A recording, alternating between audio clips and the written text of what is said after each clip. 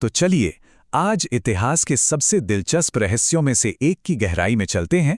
ये एक ऐसी कहानी है जहां आप कह सकते हैं प्राचीन कथा और आज का आधुनिक विज्ञान एक दूसरे से मिलते हैं। जरा सोचिए कि एक ऐसे शहर के बारे में, एक ऐसा महानगर जो इतना शानदार था कि उसे धरती पर साक्षात स्वर्ग कहा जाता था। और ये कोई छोटा मोटा शहर नहीं था। कहते हैं कि इसमें 9 लाख, जी हाँ, 9 लाख महल थे। और इन्हें बनाया किसने था? खुद दिव्य वास्तुकार विश्वकर्मा ने। पर सोचिए, ये महान शहर अपने संस्थापक की मौत के बाद अचानक लहरों के नीचे गायब हो गया। तो सवाल यही उठता है कि क्या ये सिर्फ एक कहानी है या फिर ये हमारे इतिहास का कोई खोया हुआ पन्ना हो सकता है? तो सबसे पहले इसकी कहानी को समझते हैं, जो कि हमारी पौराणिक कथाओं में बसी हुई है। कहानी शुरू होती है भगवान कृष्ण से, जब वो अपने लोगों के लिए एक महफूज जगह, एक सुरक्षित ठिकाना ढूंढ रहे थे। हमारे प्राचीन ग्रंथों के मुताबिक भगवान कृष्ण ने जमीन के लिए प्रार्थना की, और पता है क्या हुआ? खुद समुद्रदेव पीछे हट गए। उन्होंने एक बहुत बड़ा इलाका दिया ताकि एक नई और ऐसी राजधानी बनाई जा सके जिसे कोई भेद ना पाए। लेकिन ये जो स्वर्ण युग था ना, इसका अंत पहले से ही तय था, और वजह थे 2 बहुत शक्तिशाली श्राप। यहीं से शुरू हुई दुखों की एक लंबी कहानी। तो हुआ ये कि इन श्रापों का असर दिखने लगा। यादवों के बीच ही एक ऐसा युद्ध छिड़ा जिससे सब खत्म हो गया।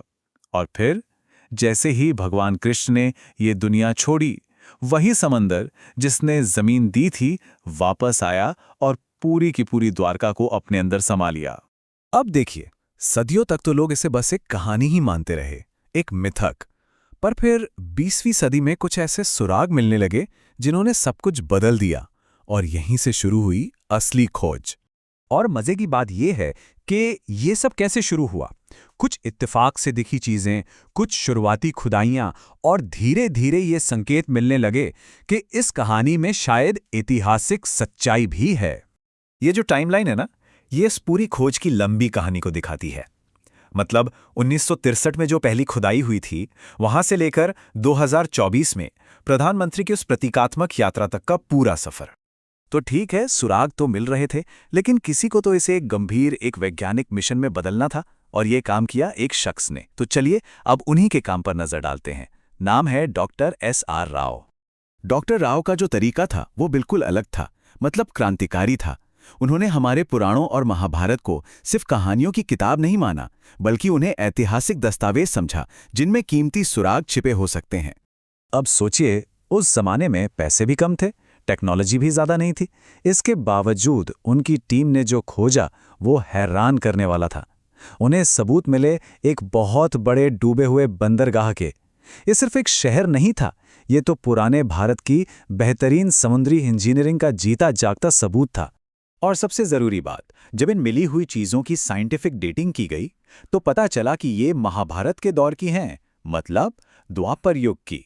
कमाल की बात तो यह है कि कुछ चीजें तो उससे भी कहीं ज्यादा पुरानी निकली। अच्छा, तो अब तक पुरातात्विक सबूत तो मिल गए थे, लेकिन अब एक बहुत बड़ा सवाल सामने खड़ा था। वो ये कि आखिर ऐसा क्या हुआ होगा साइंटिफिकली कि एक पूरा का पूरा शहर अचानक से डूब गया। तो फिर 21वीं सदी में टेक्नोलॉजी ने इस खेल को पूरी तरह बदल दिया। आर्कियोलॉजिस्ट को समुद्र के नीचे की ऐसी तस्वीरें मिलीं जो पहले कभी नहीं देखी गई थी, और तब जाकर इस डूबे हुए शहर का असली साइज, इसका असली पैमाना सामने आया। और यहीं पर पौराणिक कथा और विज्ञान एक साथ आकर मिलते हैं। देखिए, घटना एक ही है, एक शहर का डूबना, लेकिन उसके लिए 2 अलग-अलग वजहें बताई जाती हैं। असल में जियोलॉजिस्ट्स ने इस बात की पुष्टि की है कि ये कोई कहानी नहीं है, ये एक असली ग्लोबल घटना थी।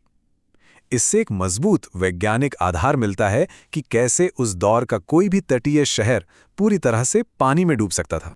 तो एक तरफ तो यह साइंटिफिक केस मजबूत हो रहा था, लेकिन फिर आया साल 2024, जब द्वारका की कहानी एक बहुत ही सिंबॉलिक तरीके से पूरी दुनिया में फिर से छा गई, और इसकी विरासत को एक नया सम्मान मिला। ये एक बहुत ही ऐतिहासिक पल था, एक ऐसा पल जिसने सबको अपनी ओर खींचा। ये इस बात का प्रतीक था कि देश अब द्वारका की विरासत को अपनी असल धरोहर के एक हिस्से के रूप में अपना रहा है। और पता है, इस डाइव के दौरान उन्होंने क्या किया? उन्होंने मोर पंख अर्पित किए, जो भगवान कृष्ण का प्रतीक माने जाते हैं। ठीक उन्हीं खंडहरों के बीच जिन्हें सालों पहले डॉक्टर राव की टीम ने इतनी मेहनत से खोजा था।